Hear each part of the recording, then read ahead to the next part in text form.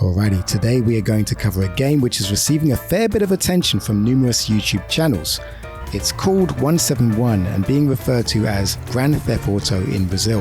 Now, I'm coming across video titles suggesting the game is better than GTA or an awesome experience. However, if there's one thing we know about influencers, they jump on whatever is trending and then they'll never play the game again. Now, the game itself is being developed using Unreal Engine, and this alone left me slightly suspicious about the legitimacy of the footage I was viewing, or at least what the footage was implying.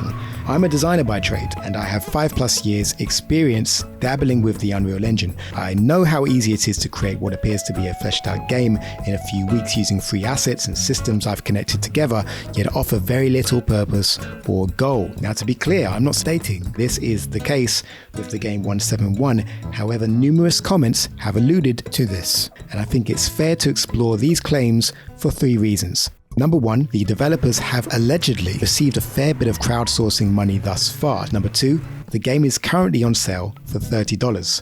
Number 3, it's in alpha release, which within the terms state it may or may not receive any future updates. Now, hopefully that summary offers you some context.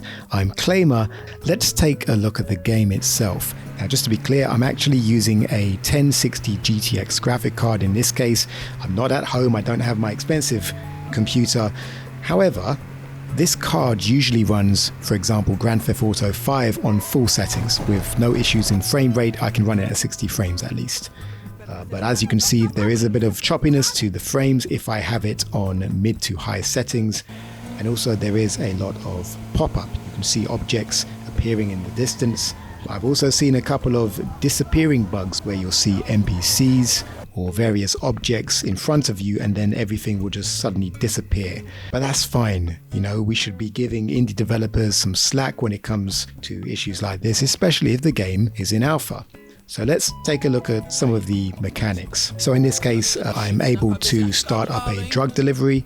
Essentially, I'm given a package which I need to take to another side of the map. And then once I complete that mission, it's either success or, since there is a time limit in this case, if I fail, then it's a failed mission. There aren't really any other consequences. After that, that is a silo mission of its own. There are also various NPCs I can approach and start an assassination mission. I have to assassinate someone on one side of the map, so I will travel to that part of the map. If I complete the assassination successfully, it's a success, and if I fail, then it's a failure. Again, it's a silo mission, almost like a side mission, no real consequences there. You know, I can enter a clothes shop, I can cycle through various shirts, shorts, jeans, I believe glasses as well. You have a safe house.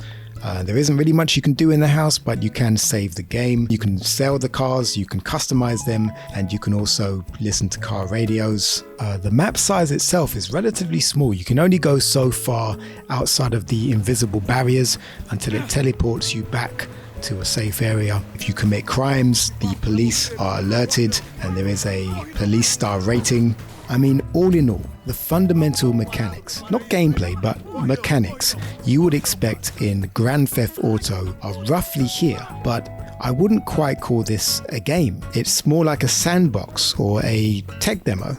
So now that you've seen the game, let's explore some of the controversy. This is a review by someone named ProxyTurn.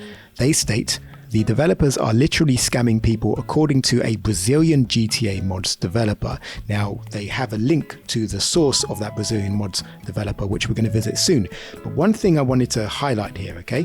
They state, if they prove that is not the truth, I'll be changing the review and apologize, okay? Well, what do you notice here? The product was instead refunded and the review has not changed. Let's take a look at the link provided from the Brazilian GTA mods developer. But let's just go over some of the systems and assets that they've allegedly been able to utilize from the Unreal Engine store. So, according to this modder, allegedly, the car system wasn't created by them either. It was F-Gear. The character and weapon control system is free. They are using a system called Advanced Locomotion System version 4, which, by the way, I am familiar with. Okay, the roadmap navigation can be purchased for $9.99. Allegedly, they didn't create the NPC system. It's the World Director NPC system, which can be purchased for $99. I mean, the list goes on.